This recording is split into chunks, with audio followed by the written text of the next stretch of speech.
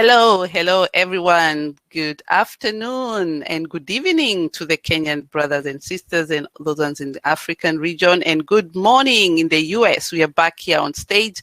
We are a little bit too late. Apologies for that. For the technical issues, we're trying to get our moderator here, but we are always set, people. Diaspora, we are always ready. Exactly. So I'm hoping you're all here. Let us know whether you've joined us on the stage. Write to us, whether you can hear us. Say hello, hi, tell us where you're listening from so that we can get started. Apologies for the delays. I can see here, wow, that is great. That's from Pamela. Write to us in the chat whether you can hear us so that we are ready for you. I have already the main guest here, and very excited to be on this topic of today. As I introduce them, they will get started as we wait for the moderator to get us off. And the topic for today is AU's Agenda 2063 and Diaspora Mainstreaming. Yes, the topic is quite interesting for today, and I'm going to let my guests here to introduce themselves as they come in. And I'll start with Honorable. We don't have two of the guests are already coming in, so we're gonna start with Mr. Mamadou Cisse, and then follow up with Dr. Kalu at the end, so that we can all get started. So I know you have presentation for today as well. As you can see, we have a sign language person here with us. I hope you can see her well, and for those people who can also benefit in the communication. Thank you. Welcome, Mr. Cisse, and please introduce yourself, and now also go ahead and start the topic of today and present yourself with your topic for today. Thank you. Thank you so much. Thank you for the introduction. My name is Amadou Cisse. I work for the African Union. Actually, currently, I'm heading the African Institute for Remittances, which, as you know, is a remittance that is an institute that deals with diaspora and some related issues, which are remittances. As you know, the African Union has a very large, a very big program on remittances that on diaspora in general and remittances in particular. So, if you don't mind, I would like here presenting. Guess that is yes, and then so the African Union Agenda 2063 and diaspora mainstreaming. This is a very interesting topic and a very relevant topic with regard to the work of the African Union and with regard to the vision of the African Union when it comes to the issues related to the diaspora. As we know, African Union has developed his Agenda 2063, which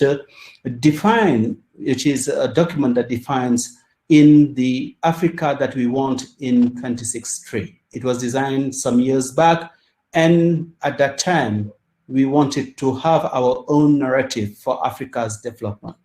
And in this Agenda 2063, you have so many issues that are discussed pertaining to the development of the of the continent. But let me just highlight a few things that are related to the diaspora. You will see from the beginning, the African Union is very clear with regard to Africa and the diaspora. And we consider the Africa and the diaspora as one. In the voice of the African people, it is very clear, right at the beginning, African Union is saying, we the people of Africa and her diaspora. It means that Africa cannot be defined without her diaspora. Further, in terms of aspiration, in terms of the few aspirations that we have in the African Agenda 2063, in the Africa 20, as part of aspiration 2, we have there the links that we have, that the African Union want to have with the diaspora. And then these links are to have dynamic and mutual beneficial links with the diaspora, with her diaspora. It means that the African Union considers the diaspora as a partner and as partner that we can link with in a mutual beneficial links. And this has a lot of very big importance, because if you are gathered today and we are looking at the contribution of the diaspora, it's mainly to look at the contribution of the diaspora to development. The whole issue today is to deal with development. What is development? We won't discuss this issue of development. Rather, we are going to see, having a same understanding, assuming that we have the same understanding of development, the kind of development that we want, what would be the contribution of the diaspora to this development? Is it a relevant question? Yes, it is. Because if you look at development, it has a lot of issues that are related. Development needs job. Development needs revenue, needs resources. And development without the people, without revenue for the people, is not the development, the kind of development that we are at the African Union trying to achieve. And development has job and revenue has its impact on the real economy, the financial sector, and the social impact, and would definitely have social impact. And it is in these linkages among the different sectors that we are looking at the contribution of the diaspora. Yes, we have in all sectors, whether it is financial sector contribution. Unfortunately, when we talk about the contribution of the diaspora, we always highlight only the financial contribution. But we also have non-negligible, non-financial contribution. And at the Institute, we are looking at, yes, the financial contribution, but also non-financial contribution of the diaspora. When it comes to remittance, we have different dimensions. But let me just focus on the financial contribution. Why is that important? Like I said, we had the starting point would be job and revenue creation. And the contribution of the diaspora to these issues is mainly through the remittances. And diaspora is, as we all know, one of the, let's say, the result of migration. Without migration, we won't be talking about diaspora. And these four elements come together to show us that remittance, that diaspora has its role to play, because if we are just looking at the financial contribution of the diaspora, this financial contribution contribute to the household, the revenue of the household, and also would will increase the financial capabilities of our household or of our citizens to invest and really to create job and to provide revenue for all things. But where do we stand today when it comes to this contribution of the diaspora? Africa for 2019 received almost more than $80 billion US dollars. If the diaspora was just a nation, this contribution would be more than the GDP, the GDP of more than 25% of the African countries. In a nutshell, if we consider the diaspora as one, and at the African Union, we consider this diaspora as the sixth region of the African Union. If we consider them as one country, only one country, their contribution in terms of remittance, financial remittance, and not even the other types of remittances, this contribution would be more than the GDP, the gross domestic product of more than 25% of the African countries, which is very, very important. In terms of population, it's almost 35 million migrants that we have out there, including the diaspora. And this, if it was a country, it would be more than many African countries in terms of population. This shows the potential contribution, the impact of the contribution that the diaspora could have on the African development. But nowadays, as your theme is suggesting, we have some challenges with regard to the remittance of the diaspora. We have some challenges with regard to the world where we are living in terms of remittance. And if we had to really do a word cloud, as it is shown here, whatever we have in the newspapers, internet, radio, magazines, and so, definitely the word cloud, the outcome would be something like this, where coronavirus would be the most highlighted word. And this has impact in all kind of sectors, mainly with regard when it comes to the diaspora, and also the impacts of the diaspora, which is telling us that we have to draw some lessons from this crisis and to see, and this is the relevance of this topic, how would it be possible to leverage diaspora resources, not only remittances, but all the resources that are available out there that the diaspora people can offer to the continent. How can we leverage all these for Africa's economic recovery post-COVID-19? But it's not only economic recovery, but social recovery, because when you have some social relationships that were broken because of the COVID-19, we have to look at it, all those things together.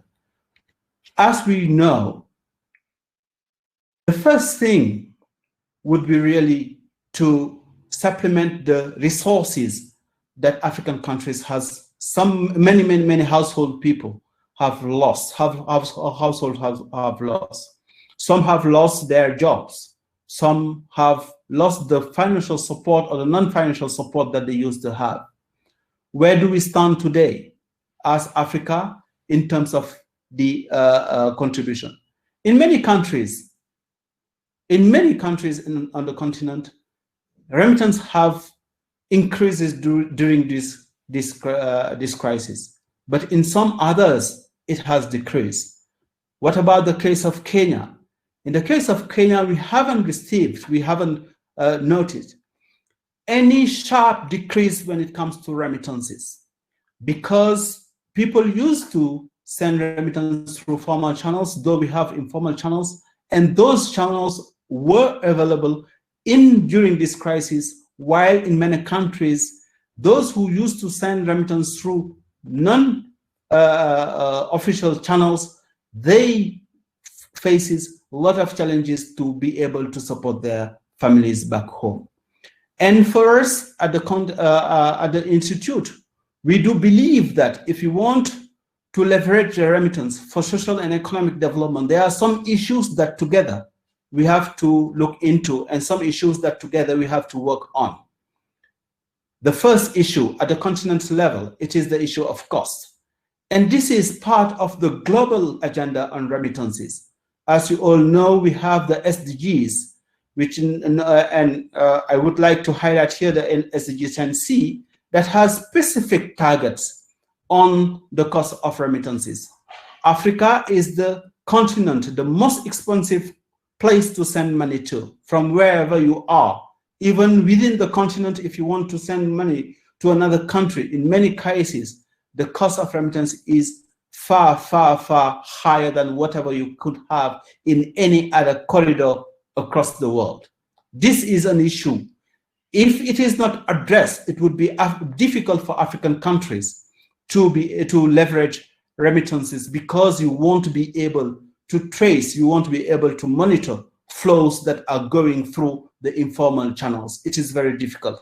And even if we are able to monitor them, it would be very difficult, challenging to be able to design any financial products, any viable strategies that would rely on those sources.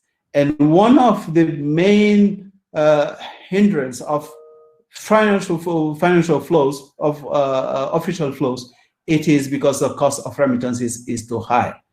This has to be addressed through many things. First, it is the regulation. We are happy to have in Kenya a very sound regulation when it comes to remittances. It's not the case in all African countries. The other thing is incentives. These are some policies, some solutions that we can have, but it is only in the short term. The other thing is, what kind of private sector do we have? Do we have, in terms of remittance link financial products, do we have the private sector that is ready to leverage on that, to propose some financial products and to propose some financial literacy programs for those who are beneficiaries of the remittances? If you want to leverage remittance for development, and if you want to get the more out of our flows, financial flows that we get from our diaspora, it is important that we address these issues. But more importantly, it is to have some cross-cutting policies that are addressing the needs of those who send remittance, the diaspora people. What are their needs, and how do we think that it is best to engage them in all sectors? In many African countries, we have diaspora that are now in the parliament. In many African countries, we have some policies, some directorates that are devoted to the needs of the diaspora. This is the case in Kenya. This is the case in other countries, and it comes to institutions that are built for diaspora. Just to say that the prerequisites, I would say, are there. But what about the implementation of the policies? What about the design and the implementation of the policies, design with the diaspora and implementation with the diaspora?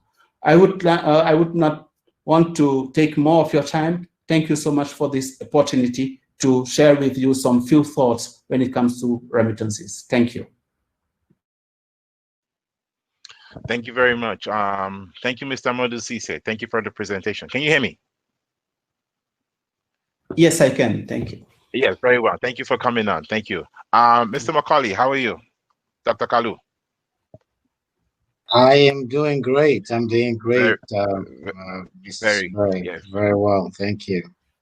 Excellent. Thank you for being on. Thank you for being part of this important discussion and session today. And we welcome you to this program.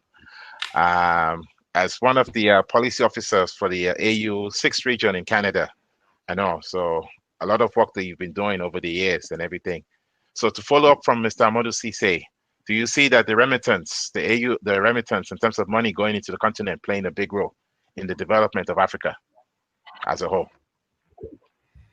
Yes, of course. It's really playing a big role. Interestingly, I mean, sometimes we just talk about the remittances based on, the measured, monitored, or seen funds that go through the remittances, but also we have the indirect remittances that go through. For example, when you, as a diasporan, travel, you don't disclose whether it's $1,000, $2,000, and all that, which a lot of money also go through the process of diasporans traveling into the continent with a lot of money that are not measured as well. So we talk about 80 billion, for just last year or over that.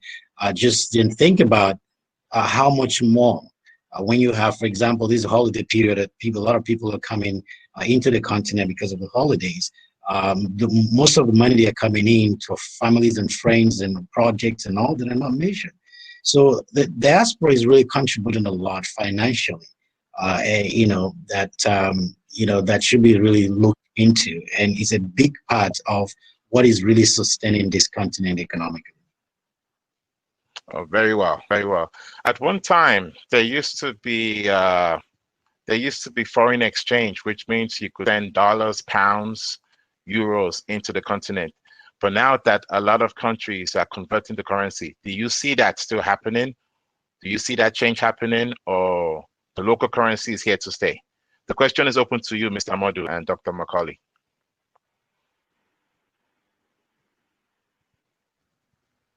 Can you hear me? Okay. I'm sorry, I couldn't get your question because it was breaking up. Could you please come again? I say yes, the remittances aspect, when people usually send money, it used to be foreign exchange until some countries made changes over the years. Do you see some countries going back to foreign exchange, or it's going to be local currency from here on this point? Sort of like when people send dollars back home. Yes. Okay, thank you. The policies are a little bit different across the continent. We have some countries where they allow their citizens to have foreign currency accounts. In other countries, they don't. In the countries where you have these policies where they are open to their citizens to have dollar account, pound accounts, and all these things, those people can send remittance to their own account, and then it comes to remittances. But whatever it is, this is just a protection, but a short-term protection. In terms of, purchasing power and all these things, in terms of,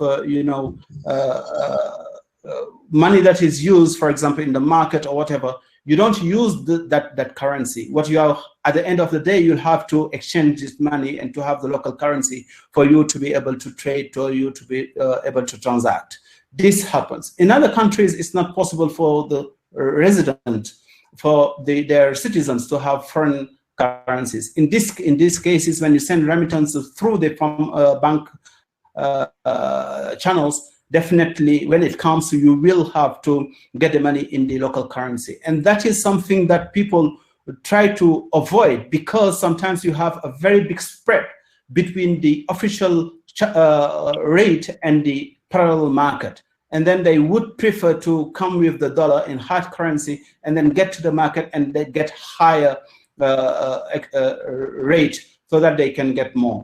Those are the different situations. But in the case of Kenya, where you have some, the policy is a little bit liberal, a little bit open, so the people have the option to send remittance to their dollar account. This is when it comes to remittance through the banking system.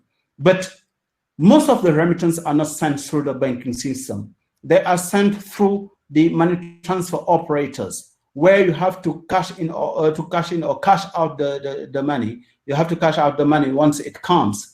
And when it comes to definitely in many countries, in all countries, you have to cash out in the local currency. You don't cash out in the dollar account. And that is a little bit difficult. Different. So when it is the banking system, it is easier. But when it comes to the money transfer operators, you don't have, most of them don't have any other options, whether it is a cash out or even if it goes to a e-wallet. Thank you very much, Mr. Madu. Yes, thank you, Dr. Kalu. As the Agenda 2063, which was started around 2012, 2013, of course, it's a 50-year plan with a 10-year implementation. Do you see, this is actually the best, I was telling Dr. Kalu earlier when we spoke that I'm going to call it the black print instead of the blueprint. Yes, this is the first comprehensive documentation pretty much in the history of the continent that puts everybody on the same page in driving the continent forward. Of course, as we know, it's a 50-year plan with a 10-year by 10-year implementation. Do you see, I know there's supposed to be a report in 2023 based on when it started in 2013. So far, where do you see things are at the moment, since we're just 3 years out from 2013? Where do you see, are some of the goals been accomplished? Are some still in progress? Everything. So where do you see things now with the AU Agenda 2063 so far? Thank you. Okay. So as part of the African Union, as I said in my introduction, this institute is a part of it is a technical office of the African Union. So it is part of the implementation even of the Agenda 2063, as it try to concretize some of the ideas. What is difficult when it comes to the work of the African Union, it is that we design the policies and then we put there the enabling environment when it comes to harmonization of the policies. And what is key is the domestication of the Agenda 2063. How do the countries align their national strategies to the common goal, to the common African Union Agenda 2063. Agenda 2063 is the development of the continent doesn't rely on really the African Union coming and do the job in the countries. It is the countries themselves to do that, and then to harmonize their policies through a common understanding of the African Union. Now, when it comes to the implementation, we have some flagship projects. It is the countries coming together and then implementing some projects that are of common interest for all the continent. And for those, I could say that we have a lot of progresses, mainly before the COVID-19 crisis. With the COVID-19 crisis, obviously, as so many institutions, the African Union is trying to adapt to itself to the new situation so that to still continue pushing further the agenda of the continent. If you look at those projects, it deals with, for example, silencing the guns and so and so. Yeah. And for those things, there are things that happen. You don't talk about that, but the fact that you have less conflicts around the continent is an indicator that something is happening and something positive is happening. If you look at the industrial program and all these things are happening, but it's not at the pace that people could really feel it on the day-to-day, unless that the countries themselves have a national policy that is aligned with the Agenda 2063. And this, I can say that many countries have such strategies. Many countries, in designing their medium plan development plans, they have tried to accommodate the objectives of the continent in general. Thank you, Mr. Amdodo. Dr. Kalu, yes. Agenda 2063, 10-year plan. Okay. I think just, yeah, we'll get Dr. Kalu back. We'll continue with the discussion. I think he just got signed up. You can see him, Mr. Modu, Mr. Cisse. Yes, we got. Okay, great, excellent. Yes, and also too, as the framework, industrialization, e-network, e-university, the plan is to have, of course, you're right, COVID-19 has pretty much played a role in keeping things back and everything. Do you still see things still accelerating or right on schedule, or we just got to take it one day at a time?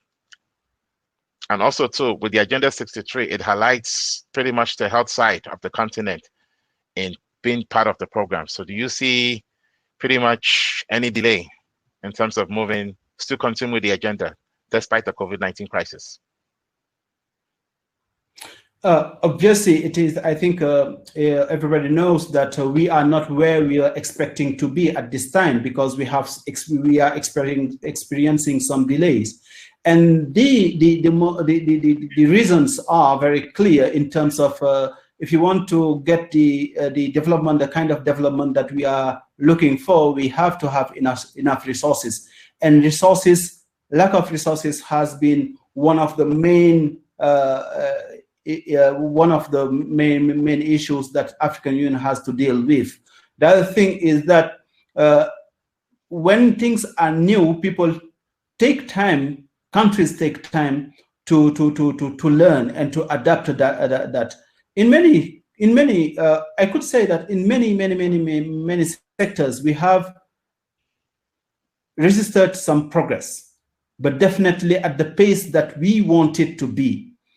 And the Africa that we want in 2023, which is the first step, I'm not sure that we'll be able to get it as easy as if we are going at the same pace, mainly with this.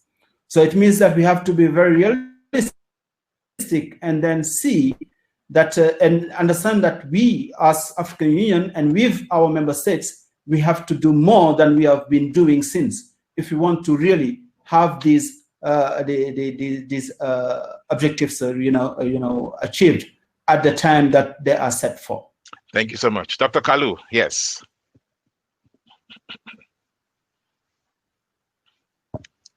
Dr. Kalu, are you there?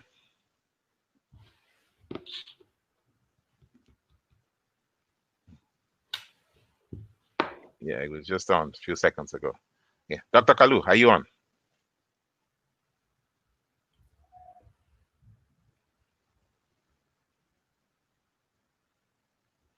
Dr. Kalu. Dr. Kalu, are you muted?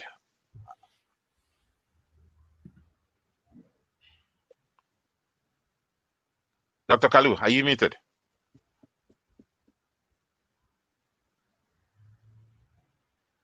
Okay. I think he's having some connection issues. Yeah. Yes, it looks like. Exactly.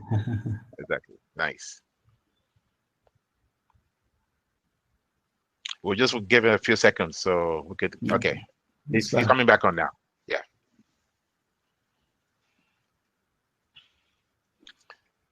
Hello, Dr. Kalu. Yes. Technology liberates, but we'll keep the show going. Yes. Can you hear me, Dr. Kalu? Yes, I can hear you. Excellent. Yes. Your thoughts, everything on the question that I asked, your work in Canada, Diaspora, everything. Just, yes, the floor is yours. Yeah, can you repeat the question, because it just was cutting off, and then the last time I wanted to ask. Okay, sure. My question was, 2023 is supposed to be the first comprehensive report of the Agenda 2063 since it was launched in 2013. But due to the COVID-19 crisis and everything, do you see any sort of like pretty much timetable report on where things are based on the 50-year, 10-year implementation plan? Based on where things are so far. Thank you. Yeah. Well, thank you very much. Well, it's really not been easy. I think there's kind of a little bit of, I'll call it a misunderstanding to a certain degree of the whole full essence of the Agenda 2063. Because why I say that is that some countries are very passionate about it and they promote it, they understand it, and so many other countries have no clue about the Agenda 2063. I travel across Africa and I talk about Agenda 2063, and even some diplomats, they have no idea what I'm talking about. Some of them have heard it as a document, but they've never read it. They've not even looked at it. So when, I think on our side from the African, I know we've done what we could, but I don't think we've done enough in promoting the document itself. The first 2 years, there were a lot of hype about it. A lot of things were done, talking about it, 2024, a lot about the Agenda 2063 and all that. But I think we slowed down on the aspect of promoting this. I mean, I'm in Nigeria, for example, right now. Almost every sector I go, I talk about Agenda 2063. 80% of the people have no idea what I'm talking about, and so, really, to me, is a big concern. It really do concern, because I do talk about, I'm like, how do we get the Africa we want when the one document that we have that shows a roadmap as a continent, we have no clue, what it's about. This is a program that I think should be taught in the schools. It should be in the curriculum to discuss this agenda, because it covers every aspect and sectors of who we are as a people. So I believe that a lot of work needs still to be done. I don't think we need to, cover that part. Personally, I don't want to cover it up to say, oh, we're doing great and all that. In some areas, yes, a lot of work. The AU is doing a lot. Like some of us, based on activities that are being done, every time we do presentations, everything centers around the Africa we want. Every policy comes around. I mean, of course, it makes no sense. You can't do anything outside of the Agenda 2063 from the AU perspective. So we do what we can to make sure that all the consultation programs, activities, workshops, seminars, all centered around the Agenda 2063. But, I think more work needs to be done, so that individual countries could promote it, could work with the African Union in making sure that we achieve this Agenda 2063, the Africa we want.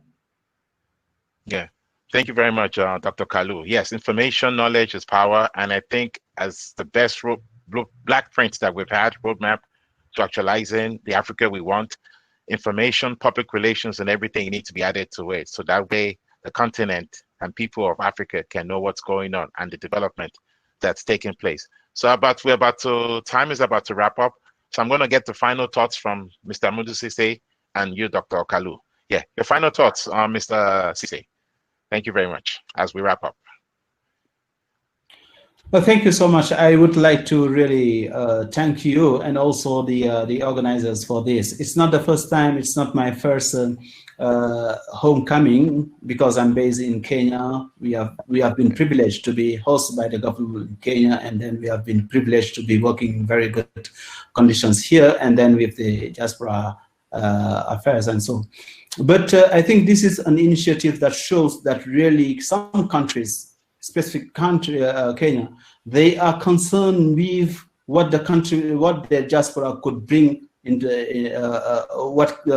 bring to the country, and this is, I think, part of the implementation of it contributes to the achievement of the African Union, the African Union's vision. Now, in terms of, you've said it, in terms of information and so on, so sometimes it's not very easy to get everybody knowing what is happening when it comes to the Agenda 2063. But I would like to close with a very, very positive note when it comes to Agenda 2063 and the awareness of the programs of the Agenda 2063. Let me just give you one thing. The AU budget wants to be approved by the member states if each and every line is aligned with the Agenda 2063, meaning that even any country that is coming to look at their contribution to the functioning AU programs, it is only if it is aligned with the Agenda 2063.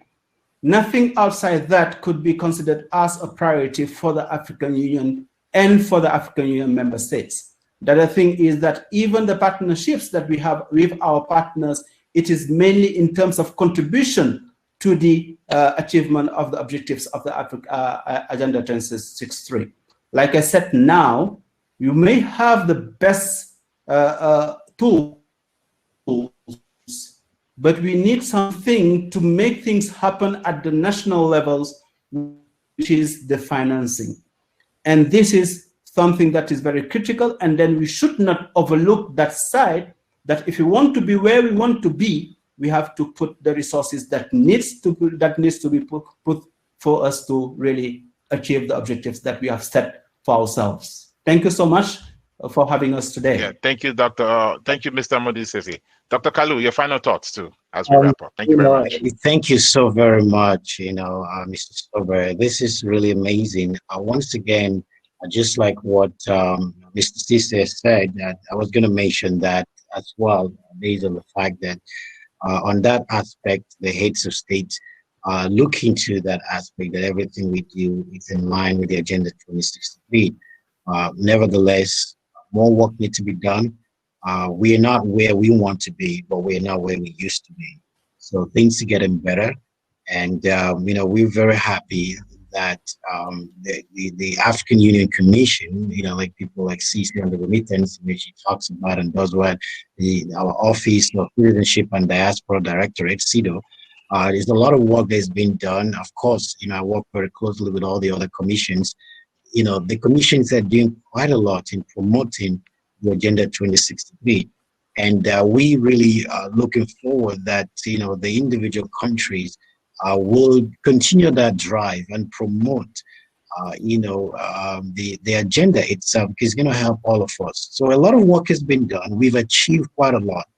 Going through, that's what some of us in the policy aspect look at. We look at what has been agreed upon based on the Agenda 2063 and the policies, and we work towards the implementation aspect of it.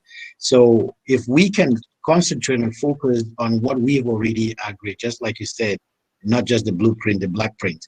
If we can look into that and focus on what we have at hand, I think, we will surely see the Africa we want. So we're very excited. For some of us, is what is guiding us, is our compass.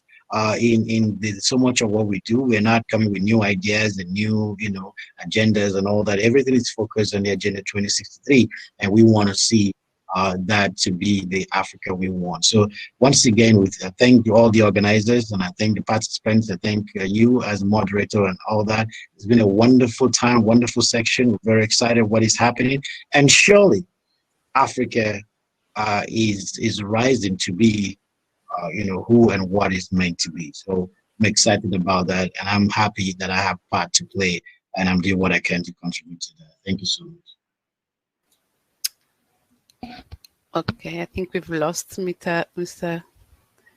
Benga. I think we've lost him, but thank you so much. I can see a lot of comments coming up down here, and appreciate all your presentation today. And as I hope we can get him back, but the time is up. I can read some from Shem. Actually, it is the mandatory of the AU ECOSOC to popularize agendas 2063 among the people of Africa and her diaspora. That's very true. Hopefully this will be a major agenda item at the upcoming third General Assembly of the ECOSOC. Kenya Diaspora Alliance represent East African region at the AU ECOSOC. Thank you for putting that there on a copy. And very good when we receive comments from your side and contribution as you're hearing. Thank you so much for this insightful conversation, excellent contribution to making Agenda 2063 as well. And Victoria mentioned there. Thank you so much for the sharing the information. Thank you so much. And I'm going to close this session. Despite we had a really lovely, I think we're happy we had a very good session here with less technical issue, and we're looking forward to see you again. And then next year, who knows on which area? I think will be one of the areas we'll not mention. They will mention us where we'll be meeting up next. And I wish you a good evening as we bring in the next panel. Thank you so much. Thank you. Thank you for having us. Thank you. Thank you, ladies and gentlemen. Now we're going to the next session, and they're all set here for the discussion. And I can see all the speakers are lined up here to get started. And thank you for all of you who are listening us and making contribution to this conversation of today. So the next topic we are going up is economic emancipation of Black Lives Matter movement. Sorry about that.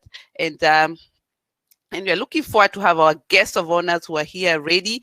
And we're going to take a short break, and we'll be coming back shortly.